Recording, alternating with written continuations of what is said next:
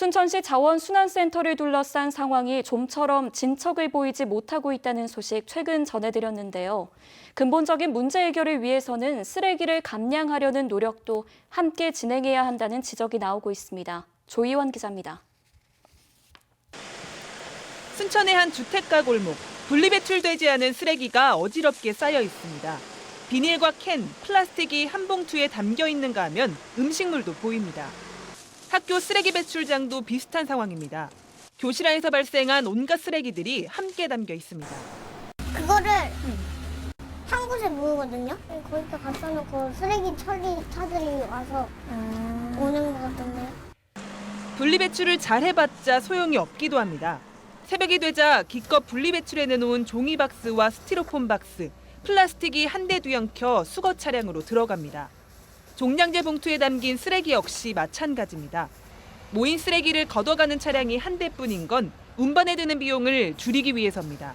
네, 문제는 압축해서 가져가 버려요. 그렇게 가버리면 가서 다 쓰레기가 섞여버릴 텐데 재활용 될 것도 못 돼버리는 거죠. 처음부터 가정에서 분리수거를 열심히 깨끗이 한들 무슨 의미가 있냐는 거예요.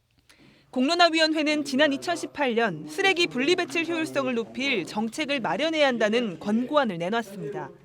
하지만 1년 반이 넘은 지금도 반영되지 않고 있는 겁니다. 일각에서는 순천시가 자원순환센터와의 계약 때문에 쓰레기 분리배출 정책에 소극적인 것이 아니냐는 의혹도 나오고 있습니다. 재활용되는 쓰레기가 많아지면 자원순환센터에서 처리할 수 있는 폐기물 발생량이 줄어들기 때문입니다. 순천시는 어떻게든지 쓰레기를 가져다 주면 자원순환센터에서는 그 쓰레기를 자기들이 돈을 받고 처리를 해주는 걸로 돼 있기 때문에 순천시에서 먼저 협약 위반을 할 수는 없죠. 실제로 순천시의 생활 폐기물은 자원순환센터 운영 논란이 불거진 지난 2018년보다 오히려 늘었습니다. 대체 매립장을 찾지 못해 폐기물 처리가 불투명해졌다면 쓰레기를 감량하는 게 상식적인데 조금도 줄어들지 않고 있는 겁니다.